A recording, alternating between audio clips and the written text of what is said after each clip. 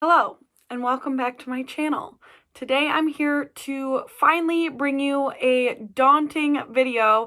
I've kind of been putting this off because I regret doing it this way, and I never want to do this way again because I read 15 books this month, but this is my September wrap up. I do want to know if you guys would prefer that I do my wrap-ups from now on in a recent reads type format, or if I just do like a mid-month wrap-up and then an end-of-the-month wrap-up. I could do recent reads of like 5 or 10 videos, and then, month to month, if I do mid-month, end-of-month, it would vary how many books are in that. But yeah, let me know what you think the best format would be.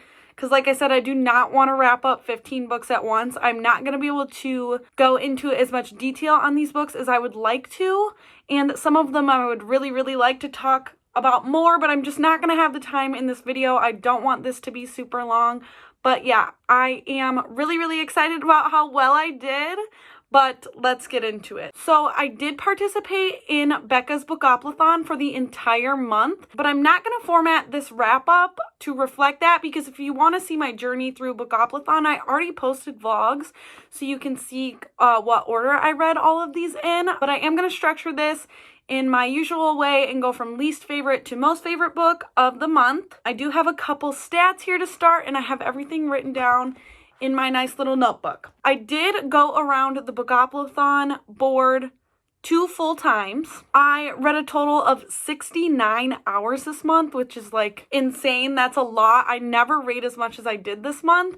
It feels great, but in October, as you guys have seen, I'm taking a little bit of a break and then hopefully coming back at November strong again. And I actually ended up having 5 5-star books this month, which you'll see on the top of my list as I go through these. But yeah, it was a really, really good reading month, so no regrets that I didn't really make time for anything else in September. And to get into the books now, like I said, I'll be going from least favorite to my favorite of the month, and I am just going to give like a couple quick talking points as to why I did or did not like these books and kind of what they're about, but I don't have the time to go into all of them. So my least favorite book of the month was actually the first book I read, and it was Accidental Heroes by Danielle Steele. I gave this 1 star, and I got it for a chance card. And this is set on a plane. They think it's been compromised, and it's trying to be really character driven, but I just didn't care about the characters, so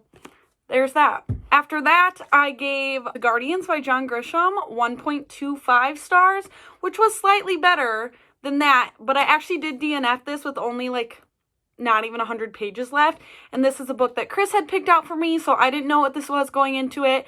It is surrounding an attorney who tries to reverse wrongful convictions, and it is very like courtroom drama, but to me it was trying to do too many things. You were following a main story and then also like getting other things thrown in, and it just didn't flow well for me. And at some point I got so bored that I just was like, I don't want any more of this, and put it down. After that, I would place The Notebook by Nicholas Sparks, which I read for Water on the Cover. And I had held this high in my mind, like we all, I hope, or maybe I don't hope after this, that we kind of know the story of The Notebook.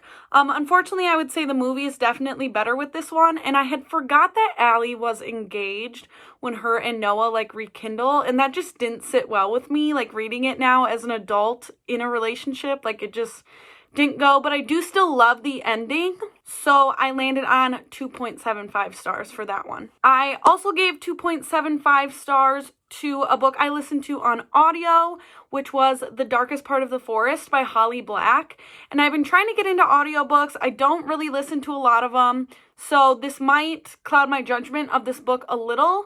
But I also do think that this book just it's not really something I'm interested in anymore, and that's why I decided to finally pick it up on audio, because I think that might be the only way I would have gotten through it. I just think that type of fantasy is not my thing anymore, so take my opinion with a grain of salt on that one. But I had picked that for Nature on the Cover. Then another book I actually listened to on audio but I own was Between Shades of Grey by Ruta Sepetys, and I gave this a solid 3 stars. Like, I thought this was very good, and it is a World War II book set in Lithuania. so under Stalin. And this mainly follows a family who is getting transported from their home. And a lot of this book is set on like the train as they're getting transported. And so I just found this a little slow. I do think that this story is very important. And if you haven't read much like World War II fiction, that this would be really, really good. I have read quite a few things that I feel are similar to this. And so it didn't hit as hard as I would have wanted it to. But like I said, this is like obviously an emotional book. Like you hate to see people go through something like this. But it did just seem kind of slow to me. So I gave this 3 stars. And this is the only book I read that actually wasn't a Bookoplathon book this month. Next, I have a reread, which I did stick with my initial rating that I gave this when I read it years ago, and it is Saga Volume 1 by Brian K. Vaughan and Fiona Staples, and I stayed with 3 stars on this. This is a science fiction graphic novel series that follows, you're actually following the daughter's perspective, but her 2 parents come from like rival planets. And it's kind of their journey as to how they're trying to be together and like kind of a travel story, which is fun. And I read that for set in the future. And then I read The Raven Boys by Maggie Stiefvater when I landed on Go.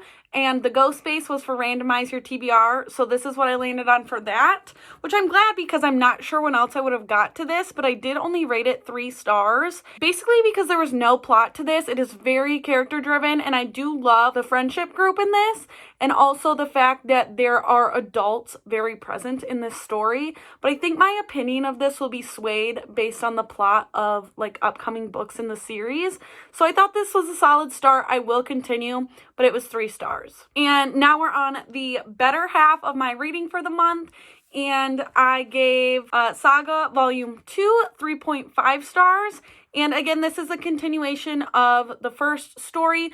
I did like this a little better because it does start to bring more characters into the story. And you know, the plot's going a little farther. And this was also a reread for me. I've read through Volume 4, so I'm going to continue going through the series. Then I finally finished a series that I'm so excited to have completed, and I read Immortal Rain by Morgan Rhodes, and I gave this 4 stars. Like I said, I'm really happy to have this series done. I had read the first, I think, 3 books a few years ago, and this year I decided to get back into it and finish it, and this was a really, really good conclusion. Like, this wrapped up very nicely, so if you like when things aren't open-ended, I would recommend this. And the series as a whole was very good. Like, it's a very readable, like, what I would say is like a traditional, like, kind of YA leaning on, you know, like new adult as it gets further in the series. And so, yeah, I'm really happy to have this done, and I enjoyed every moment of this series this year. And I read this for sequel. And for my last book that I didn't give 5 stars, I gave this book 4.5 stars. And I discussed in my vlog why I didn't give it a full 5 stars, but it's something I really, really enjoyed and do understand why there's so much hype about it, and it is The 7 Husbands of Evelyn Hugo by Taylor Jenkins Reid. Like I said, I really loved this. It's a very submersive story, and it was a very fast read. I do just wish that Evelyn would have been a little more headstrong and sacrificed a little more for, I don't want to say like what she wanted, because some of the things she didn't sacrifice for were because of other things she wanted, but that she sacrificed more for love, I guess. And I read this for Becca Rec, so thanks to Becca for having this on her recommendations. So now everything else that I have, I rated 5 out of 5 stars. I loved all the rest of these books, and I think you should read all of them. I think quite a few of them will be on the contenders for like my top of the year. The first one I have is Girl Made of Stars by Ashley Herring Blake, which I read an ebook of from my library. And it's a young adult story surrounding basically our main character's brother is accused of raping his girlfriend, who our main character is also very good friends with. And it's kind of a story following, she knows both of these people so well, and she has to choose a side. And, you know, sometimes what other people around you believe is true isn't what you're believing is true. And it was a very good story, and I thought it followed the conversation very well. I would say major trigger warning for like sexual assault and rape. It's not only present in the main plot line, but it comes up again in another way too. But I thought this was, again, like an important book and very well done and very readable.